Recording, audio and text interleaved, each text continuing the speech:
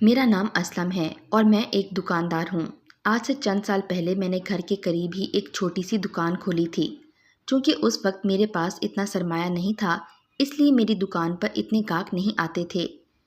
مگر آہستہ آہستہ میری دکان چل نکلی اور یہ میرے محلے کی سب سے بڑی دکان بن گئی۔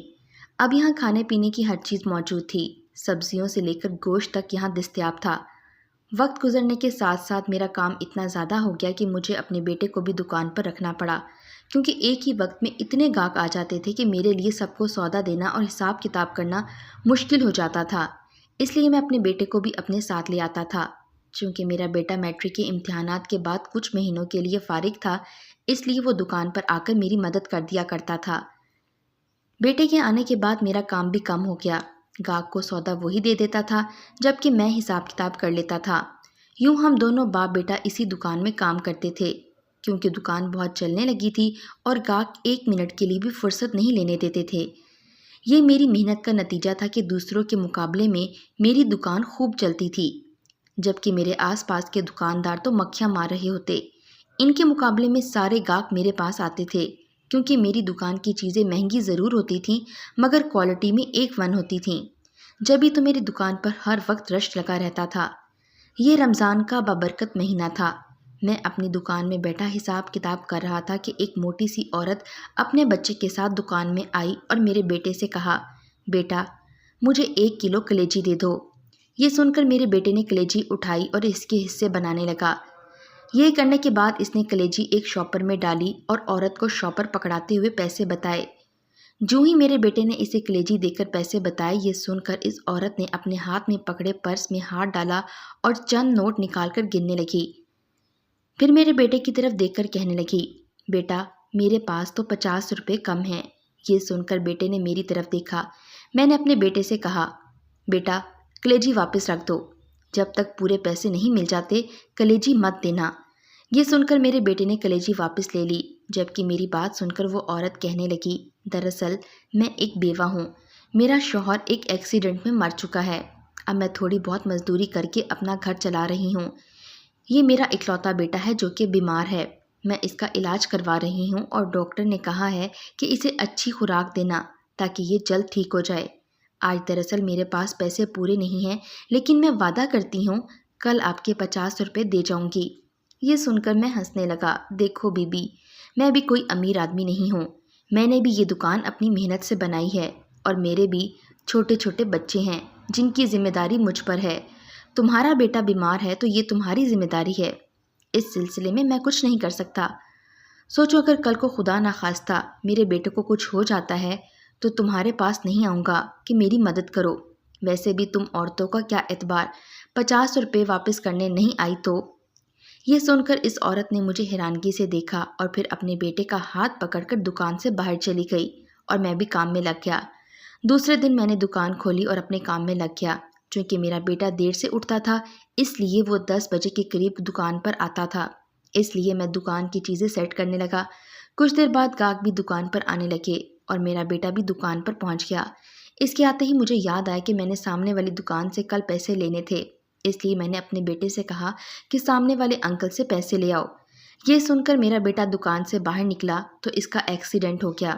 کسی نے مجھے آ کر بتایا کہ میرا بیٹا ابھی سڑک پار کر رہا تھا کہ ایک کار سامنے سے آئی اور اسے ٹکر مار کر چلی گئی۔ یہ سنتے ہی میں جلدی سے باہر نکلا اور سڑک پر گرے اپنے بیٹے کو دکان میں لے آیا۔ بیٹے کو زخمی حالت میں دیکھ کر میں رو پڑا۔ کسی نے مجھے کندھے سے ہلایا اور کہا، میں گاڑی لے آیا ہوں، جلدی سے اسے ہسپتال لے چلتے ہیں کیونکہ اس کا خون بڑی تیزی سے بہہ رہا ہے۔ یہ سن کر میں نے اپنے بیٹے کو بازوؤں میں اٹھایا اور گاڑی میں بیٹھ گیا۔ جوان بیٹے کو اس حالت میں دیکھ کر میرا دل خون کے آنسو رونے لگا۔ میں بڑی جلدی سے ہسپتال لے گیا۔ ڈاکٹر نے اس کی حالت دیکھی تو اسے چیک کرنے لگا اور اسے اندر آپریشن تھیٹر میں لے گئے۔ میں باہر کھڑا دعائیں مانگ رہا تھا کہ میرے بیٹے کو کچھ نہ ہو، کیونکہ اس میں ہم دونوں میاں بیوی کی جان تھی۔ ابھی تو میں نے اس کی ماں کو یہ خبر نہیں سنائی تھی، وہ یہ خبر سن کر بے ہوش ہی ہو جاتی۔ کچھ دیر بعد جب ڈاکٹر میرے بیٹے کا معائنہ کر لیا تو میرے پاس آیا اور کہنے لگا، اس کے لیے خون کا بندوبست کرو، ہمیں اسے بچانے کے لیے چھوٹا سا آپریشن کرنا ہوگا۔ یہ سن کر میں نے ہسپتال والوں سے کہا کہ جتنی ممکن ہو خون کا انتظام کرو، میں اپنے بیٹے کی خاطر کچھ بھی کر سکتا ہوں۔ یہ سن کر انتظامیہ کا ایک بندہ کہنے لگا، ہمارے پاس اس گروپ کا خون نہیں ہے، اس لیے باہر سے لے آئیں۔ یہ سن کر میں پریشان ہو گیا اور میں باہر کی طرف بھاگا تاکہ میں خون کا انتظام کر سکوں۔ اچانک اس بندے نے مجھے پیچھے سے آواز دی اور قریب آ کر کہا، مجھے ابھی یاد آیا، یہ جو سامنے عورت بیٹھی ہے یہ اکثر اپنا خون بیچنے آتی ہے اور اس کا گروپ بھی وہی ہے جسے آپ کے بیٹے کی ضرورت ہے۔ یہ سن کر میں نے سامنے بینچ پر بیٹھی عورت کی طرف دیکھا۔ اس آدمی نے کہا، سامنے بیٹھی عورت سے بات کرو، یہ مناسب پیسوں پر مان جائے گی۔ اور پھر جو ہی میں نے اس عورت کی طرف دیکھا، اس کا چہرہ دیکھ کر میں سکتے میں آ گیا، کیونکہ یہ تو وہی عورت تھی جو میری دکان پر اپنے بیٹے کے لیے کلیجی لینے آئی تھی۔ یہ دیکھ کر میں گھبرا گیا، کیونکہ 50 روپے کی خاطر اسے جو کچھ میں نے سنایا تھا وہ مجھے بھی یاد تھا اور شاید اسے بھی نہیں بھولا ہوگا۔ ایک لمحے کے لیے میرا دل کیا کہ اس عورت کی مدد لینے کی بجائے کسی اور سے بات کر لوں، مگر پھر مجھے یاد آیا کہ ڈاکٹر نے کہا تھا کہ ہمارے پاس زیادہ وقت نہیں ہے، اس لیے میرے پاس اس عورت سے بات کرنے کے سوا کوئی چارہ نہیں تھا۔ لہٰذا میں اس کے سامنے جا کھڑا ہوا اور اس سے پوچھا، ہسپتال کی انتظامیہ مجھے بتا رہی تھی کہ آپ اپنا خون بیچنا چاہ رہی ہیں۔ یہ سن کر اس نے میرے چہرے کی طرف دیکھا جیسے مجھے پہچاننے کی کوشش کر رہی ہو۔ میں نے دل میں دعا کی کہ کاش یہ مجھے پہچان نہ سکے، مگر اس بات کو کچھ لمبا وقت نہیں ہوا تھا، اس لیے اس عورت نے مجھے پہچان لیا اور پوچھا، کیا تم وہی دکاندار ہو جس نے 50 روپے کی خاطر کلیجی واپس لے لی تھی؟ اس عورت کی نظروں میں کچھ ایسا تھا جس نے مجھے اس سے نظر چرانے پر مجبور کر دیا۔ میں نے اسے کہا، ہاں میں وہی ہوں، میرے بیٹے کا ایکسیڈنٹ ہوا ہے اور مجھے اس کے لیے خون چاہیے۔ یہ سن کر وہ طنزیہ انداز میں کہنے لگی اور کہا، اس وقت تو بڑے مغرور انداز میں کہا تھا، اگر میرے بیٹے کو کچھ ہو جاتا ہے تو میں تمہارے پاس نہیں آؤں گا، اب کیوں آئے ہو؟ یہ سن کر میرا چہرہ پھیکا پڑ گیا۔ میں نے اسے منت بھرے لہجے میں کہا، پلیز یہ وقت ان باتوں کا نہیں ہے، میرا بیٹا بہت تکلیف میں ہے، میری مدد کرو۔ مجھے اس وقت اندازہ بھی نہیں تھا کہ مجھے یہ وقت بھی دیکھنا پڑے گا اور وہ بھی اتنی جلدی۔ مجھے اپنے بیٹے کی فکر تھی، اس لیے میں چاہتا تھا کہ یہ عورت جلدی سے مان جائے اور میرا بیٹا ٹھیک ہو جائے، کیونکہ اگر یہ بات اس کی ماں تک پہنچ گئی تو وہ رو رو کر مر جائے گی۔ مگر یہ عورت تو جیسے مجھ سے بدلہ لینا چاہتی تھی۔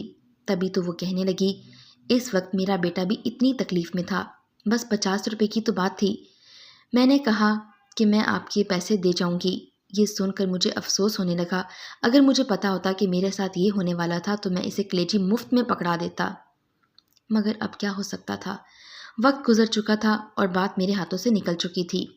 دیکھو، میں اس بات کے لیے تم سے معافی مانگتا ہوں اور یہ بتانا چاہتا ہوں کہ میں یہ کام مفت میں نہیں کرا رہا، بلکہ میں تمہیں اس کے بدلے پیسے دوں گا۔ یہ سن کر وہ ہنسنے لگی اور مجھ سے پوچھا، کتنے پیسے دو گے؟ میں نے اسے بتایا، میں تمہیں اس کا 1 لاکھ روپے دوں گا، بولو منظور ہے؟ یہ سن کر اس عورت نے میری طرف دیکھا اور کہا، اگر تم میرے نام اپنی دکان بھی کر دو تب بھی میں تمہاری مدد نہیں کر سکتی، کیونکہ اس وقت تم نے میرا احساس نہیں کیا تھا، تم نہیں جانتے کہ میں اس وقت تمہاری دکان سے روتے ہوئے نکلی تھی۔ یہ کہہ کر وہ باہر چلی گئی اور یہ دیکھ کر میرا دل یکدم بند ہونے لگا۔ مجھے اپنا بیٹا اپنی جان سے بھی زیادہ پیارا تھا، میں اس کی خاطر اپنی دکان دینے کو بھی تیار تھا، اس لیے میں جلدی سے باہر کی طرف گیا اور سب سے کہا کہ مجھے اپنے بیٹے کے لیے خون ضرورت ہے اور اس کے لیے میں کوئی بھی قیمت دینے کے لیے تیار ہوں۔ پھر اس بات کو کئی گھنٹے گزر گئے مگر کسی نے مجھ سے رابطہ نہیں کیا۔ میں باہر بیٹھا رہا، مجھ میں اندر جانے کی ہمت نہیں تھی۔ میں بس باہر بیٹھا مسلسل دعائیں کر رہا تھا کہ کوئی معجزہ ہو جائے اور میرا بیٹا بچ جائے۔ اس بات کو تھوڑی دیر گزری تھی کہ ہسپتال کے اندر سے ایک آدمی بھاگتا ہوا میرے پاس آیا اور کہنے لگا، اندر چلو، تمہارے بیٹے کو ہوش آ گیا ہے۔ یہ سن کر میں اندر کی طرف دیوانہ وار بھاگا۔ وہاں کمرے میں جا کر میں نے دیکھا کہ میرے بیٹے کا آپریشن ہو چکا تھا اور اسے ہوش بھی آ چکا تھا۔ اپنے بیٹے کو اس حالت میں دیکھ کر میری آنکھوں سے خوشی کے آنسو نکل پڑے اور میں نے آگے بڑھ کر اس کا ماتھا چوم لیا۔ پھر اچانک مجھے یاد آیا اور میں نے اس آدمی سے پوچھا کہ یہ سب کیسے ہوا؟ میرے بیٹے کو خون کس نے دیا تھا؟ یہ سن کر وہ کہنے لگا، اسی عورت نے جس کے متعلق میں نے تمہیں بتایا تھا۔ یہ سن کر میں ہکا بکا رہ گیا، مگر اس نے تو میرے سامنے خون دینے سے انکار کر دیا تھا۔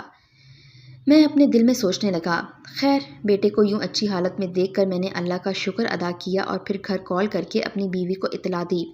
پہلے تو وہ بیٹے کے ایکسیڈنٹ کا سن کر رونے لگی، لیکن جب میں نے اسے کہا کہ ہمارا بیٹا بالکل ٹھیک ہے تو وہ کچھ دیر بعد ہی ہسپتال پہنچ گئی۔ بیوی کے آنے کے بعد میں نے اسے ساری بات بتا دی اور اس نے کہا کہ ہم شکریہ ادا کرنے کے لیے اس عورت کے گھر ضرور جائیں گے۔ یہ سن کر میں نے ہسپتال سے اس عورت کے گھر کا ایڈریس لیا اور ہم دونوں میاں بیوی اس کے گھر پہنچ گئے۔ وہاں جا کر میں نے جو ہی اس کے حالات دیکھے میری آنکھیں پھٹی کی پھٹی رہ گئیں، کیونکہ واقعی اس عورت کے گھر کے حالات بہت خراب تھے اور اس کا بیٹا بھی بہت بیمار تھا۔ ہمیں اپنے گھر دیکھ کر وہ عورت بہت حیران ہوئی۔ میری بیوی نے اس کا شکریہ ادا کیا تو وہ کہنے لگی، شکریہ ادا کرنے کی ضرورت نہیں، بس آپ لوگ میرے بیٹے کے لیے دعا کر دینا کہ وہ بھی جلدی ٹھیک ہو جائے۔ یہ سن کر میری بیوی نے اس سے پوچھا کہ تمہارے بیٹے کے علاج کے لیے کتنے پیسے چاہیے۔ جب اس عورت نے علاج کے لیے رقم بتائی تو میں پریشان ہو گیا، کیونکہ یہ بہت بڑی رقم تھی، مگر اس عورت نے میرے بیٹے کی جان بچائی تھی۔ اب یہ میرا فرض تھا کہ میں اس کی مدد کرتا، اس لیے اگلے دن میں نے اسے وہ ساری رقم دے دی تاکہ وہ اپنے بیٹے کا علاج کرا سکے۔ یہ اس عورت کی نیکی کا بدلہ تھا، کیونکہ اس نے میرے بیٹے کی جان بچائی تھی۔ سورۃ انعام میں اللہ تعالیٰ نے فرمایا ہے، جو کوئی نیکی کا کوئی عمل کرے گا اس کے لیے اس کا 10 گنا اجر ہوگا۔ آنے والے وقت کے بارے میں کوئی نہیں جان سکتا کہ کون کس کا محتاج ہو جائے۔ خدا کو دوسروں کی مدد کرنے والے لوگ پسند ہیں، اس لیے کوشش کریں کہ دوسروں کی مدد کریں تاکہ خدا آپ کی مدد کر سکے۔